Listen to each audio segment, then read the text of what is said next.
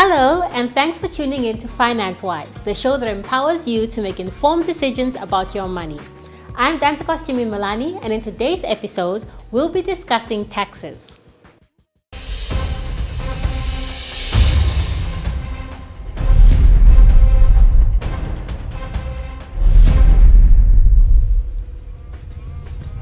Many people often cringe at the mention of the word taxes, as it brings up thoughts of calculating your income and filling in forms to be rushed to the revenue office before the deadline imposed on you by the regulating authority. This is because a tax is a financial charge or other levy imposed on an individual or legal entity by the state. The fact that it is imposed on you means that it is something that you are required to do by law, whether you want to or not. However, understanding what taxes are and how they work and why they are necessary for the functioning of the economy may help you to realize that paying them may not be such an inconvenience after all. Today's episode on taxes is sponsored by the Financial Literacy Initiative. The Financial Literacy Initiative has its first anniversary on the 15th of March this year and was established to improve financial education and consumer protection. The FLI was rolled out in 10 different regions during 2012 and will be further rolled out this year. Now let's see what ordinary Namibians have to say about taxes. What are taxes? Taxes to me is what you get to pay on a monthly basis. Basically money that goes off from your certain account, or from your account rather, or from your payslip that we get to pay to government to develop our country. Taxes is money that get deducted from employees' earnings, and as well as from companies, different companies that pay tax. And taxes is the return or the money that the government imposes on every employees. Can you name one type of tax that you know of? Pay as you earn, because I pay that every day, yeah. I know income tax. That's the only tax I know. My friend, it's very difficult in the sense that most of us, we lack knowledge, we don't know. I once read in the newspaper, they were saying you must probably you get your salaries and you have livestock and you pay some money to those things of livestock, and you have to make a book, but we don't know those things. They are very difficult. It's very, very difficult. We lack information and training concerning taxes and personal booking. What confuses you about taxes? It's a lot of income and expenses to fall in on that papers. It makes me confused. At this point is that how the money's been used. Yeah, that is confusing, and that how certain people are paid and certain are not paid out of taxes. That is confusing.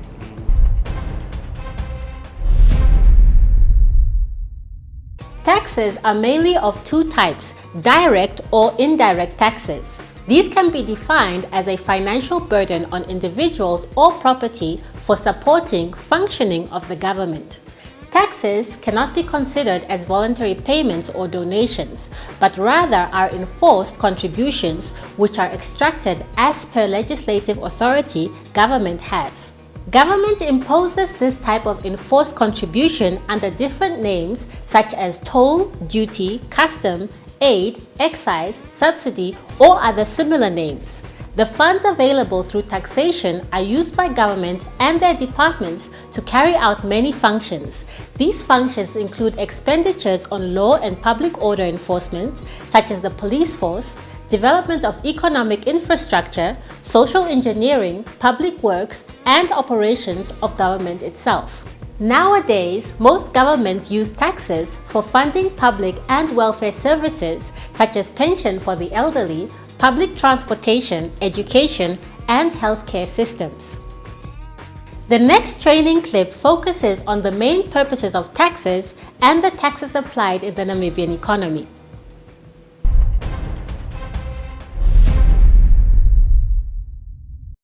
Government revenue in all countries is generated from a number of sources using various mechanisms. In Namibia, a major portion of government revenue is generated through taxation.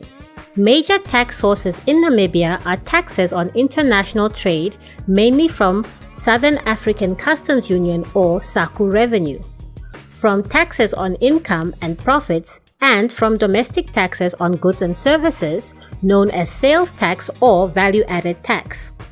Namibian residents, with some exceptions, are only taxed on their Namibian income at a rate of between 0 and 37%, depending on what tax bracket they fall into. Generally, the more income you make, the higher your tax rate as a percentage of your income. As from April 2013, anyone earning less than 50,000 Namibian dollars per year is not subject to income tax. There are certain tax exemptions on interest that persons other than companies can benefit from. These include interest on government stock or securities, including bonds, treasury bills, post office savings interest, and foreign interest. This means that you as a consumer are not charged any tax on the interest you earn from these financial products. Should you invest in the stock market, local and foreign dividends are exempt in the hands of Namibian residents. However, interest earned from unit trusts is subject to a final 10% withholding tax, except if payable to a Namibian entity normally exempt from tax, such as a pension fund, for example. A withholding tax, also known as a retention tax, is a government requirement for the payer of an item of income to withhold or deduct tax from the payment before paying it over to the beneficiary of that income and pay that tax over to the government. Namibian registered banks and unit trust companies must withhold 10% on interest that accrues to an individual. All businesses are eligible for taxation, whether they trade in a person's individual capacity, a CC, a company, or other legal entity. Businesses will usually register for income tax and value-added tax with the receiver of revenue. So what is done with the funds that the government collects through these various mechanisms? The taxation is used to raise money to spend on hospitals, schools, roads, and other indirect government functions like the justice system or good regulation. Taxation is also used for wealth redistribution purposes. Normally, it means transfer of wealth from richer sections of society to poorer sections. This function is uniformly accepted across most democracies, but the extent to which transfer of wealth should take place has remained an issue of debate in many countries. Taxes are imposed frequently to address antisocial behavior. For example, taxation is often applied on tobacco to discourage smoking and on alcoholic beverages to discourage the abuse of alcohol. These are often referred to as sin taxes, and some people advocate such policies as preventative measures.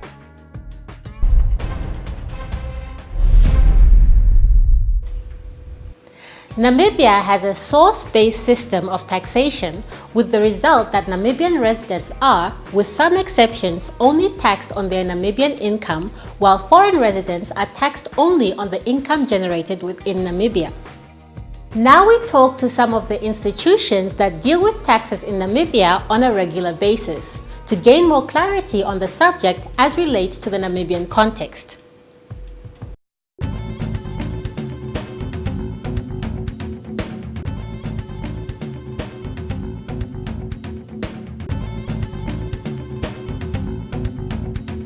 My name is Mr. Aldrin Manyando.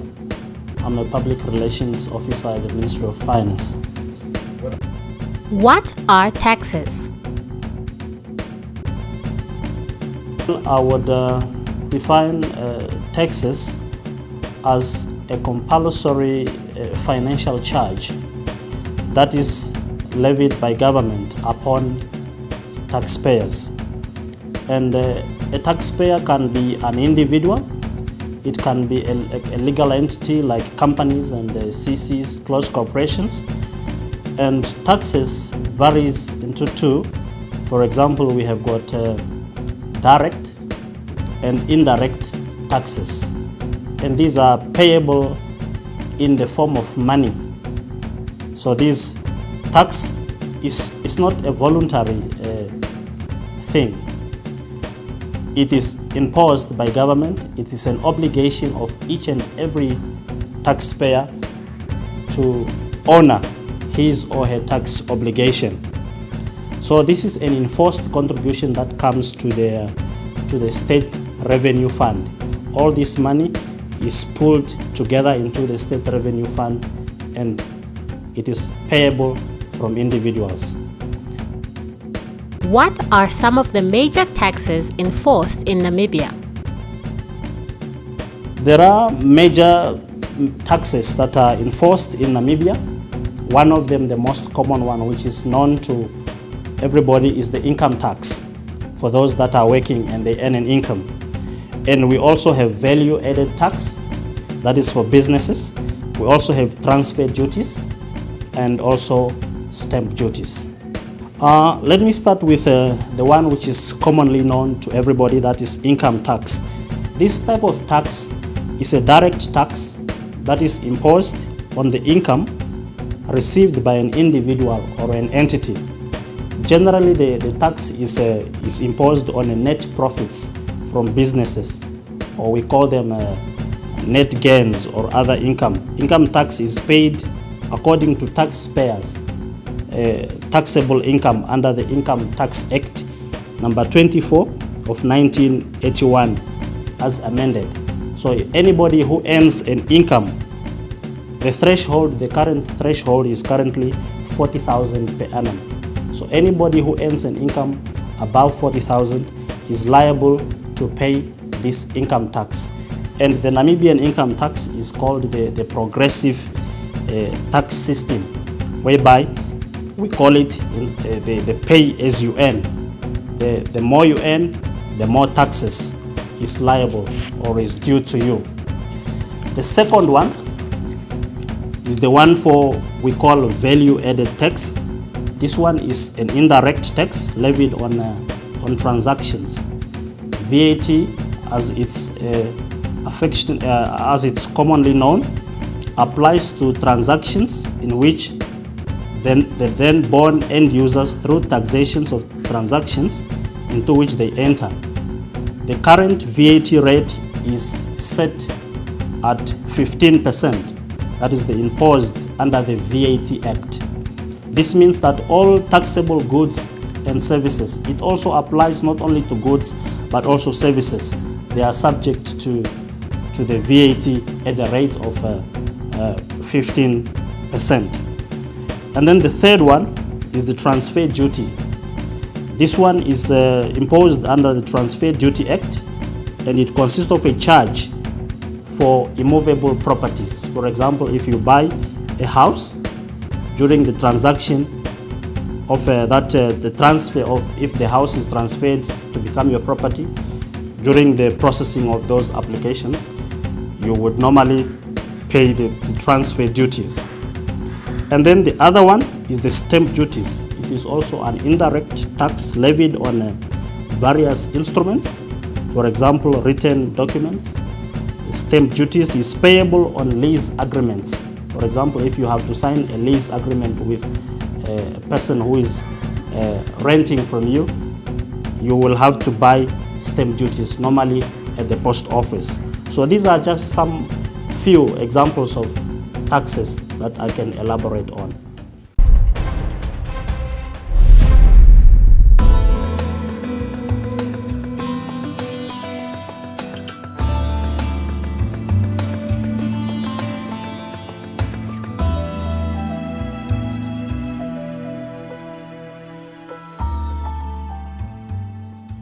Hello, my name is Johan Nel. I'm a Senior Manager in the Corporate Tax Department at PricewaterhouseCoopers. What should people or individuals be aware of when it comes to filing their income taxes every year? I think it's important to make sure that you're registered for the right type of tax, so that you're registered for income tax, and if required, that you're registered for VAT as well. Furthermore, it's important to know about your filing deadlines, when these tax returns need to be submitted, and also be aware of the implications of non-compliance with these deadlines. And lastly, I think it's very important to be honest when doing your tax affairs, because if you're not honest, it can have some significant implications for you as a taxpayer. What should small business owners be aware of when it comes to filing their taxes each year? Small business owners can either operate as a sole trader or they can operate in the form of a CC or a company. If you operate as a CC or a company, it's important that you take into account the more stringent requirements. For example, you might need to have an accounting office or an auditor that signs off your financial statements. Very important as well for small business owners is to make sure that you save your money during the year so that you are able to pay your taxes at the end of the period. And lastly, I think it's important that you should take into account that you cannot deduct your private expenses for business purposes. Why should people keep receipts of their expenditure during the year for income tax purposes? In order for an expense to be deductible for tax purposes, you must have proof that that expense was actually incurred. So it's in your best interest if you have proof that you incurred that expense. So that's why it's important to keep all the invoices and the receipts that you have. What are the penalties for non-payment of taxes? If you are a provisional taxpayer and you forget to submit your return, there's a $100 per day penalty for every day that return is outstanding. For late payment of your top-up, which is due with your annual income tax return, there's a penalty of 10% per month along with 20% interest per annum. If you omit or make an incorrect statement on your annual tax return, there is a possibility of levying up to 200% in penalties along with 20% interest per annum. Where can individuals, companies, and small business owners get more information about taxes? You can get that at any customer care desk or your inland revenue offices. Or if you want, you can log onto our website at www.pwc.com/na, and there's a link in there going to our Namibian tax rate card, which has got all the relevant information.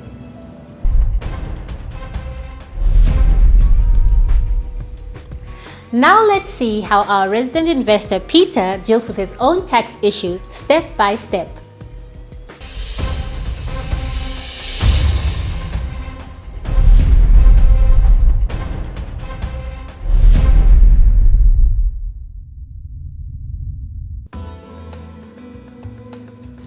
The Income Tax Act compels every person who is liable to taxation to furnish a return of income duly signed and including a computation of taxable income as well as the amount of tax payable.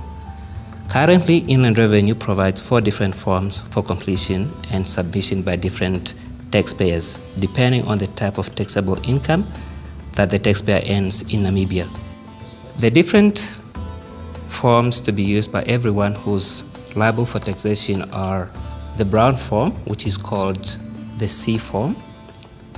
This form is the shortest and it's used mainly by people who were employed by the same employer for a period of 12 months, in other words from the 1st of March to the 28th of February. And this form is for people who do not have deductions to make from income. The second form is the blue form and consists of 24 schedules. This form is entitled Self-Assessment Return of Income, Individual, Salaried Person, or Pensioners. This form is mainly for individuals who, amongst other, have not worked for the entire tax year for the same employer, who wish to claim expenses as a deduction against allowances, and were employed for part of the year of assessment only or earned income from other sources. The A form. This form is yellow in color and consists of 25 schedules. This form is for any taxpayer who derives income from farming activities.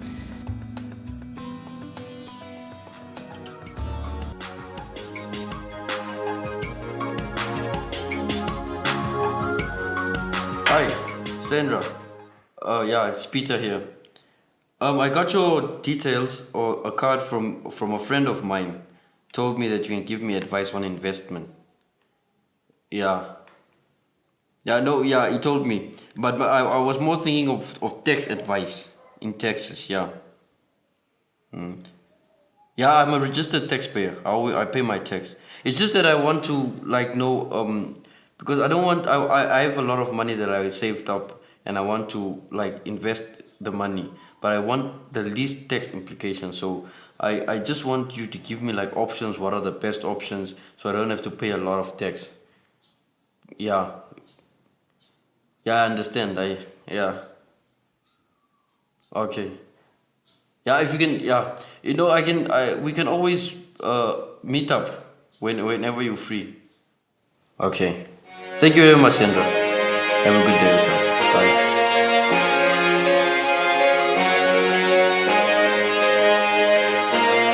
Hi, Sarah. Hi, how are you doing? I'm good, man.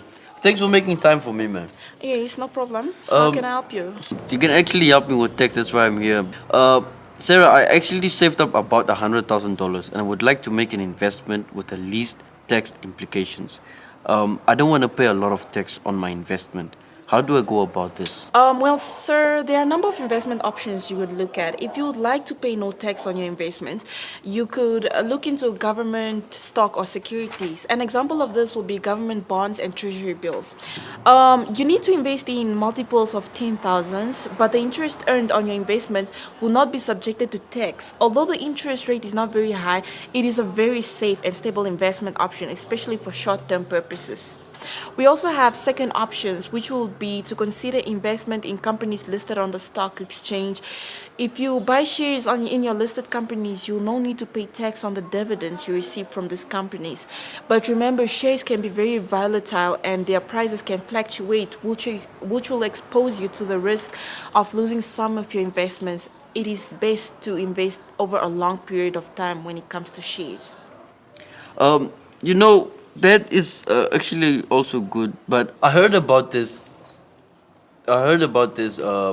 Investing in unit trust. What do you think about that option?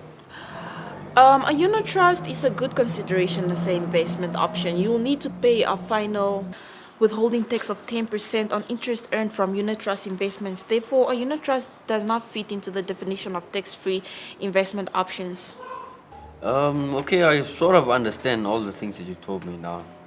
But I think the best option for me is just to invest my money in government security. But thanks a lot anyway, Sarah. Hopefully I can call you up again when I don't understand this.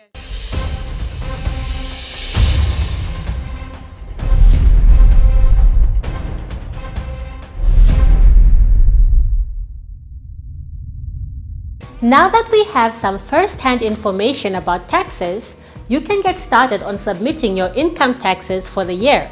Remember, there is no time like the present to start improving your financial prospects for your future. We have mentioned earlier that this episode is supported by the National Financial Literacy Initiative.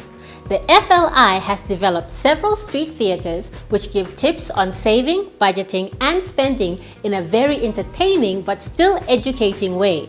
For additional information on the initiative, you can fetch one of these FLI booklets or posters at the Ministry of Finance in Windhoek or download the FLI booklet on the website below. Please remember that the points made in this program are not meant to give you personal advice. There is no one-size-fits-all approach to managing your finances. The point of this program is to give you a more tangible look at how a business person or individual might implement the ideas discussed. There are many other alternatives out there, and we strongly encourage you to explore them and see what works best for you. Whatever you do, keep the principles we've discussed in mind and never stop trying to learn more. This is Danta Kostumi Malani encouraging you to get finance wise. See you next time.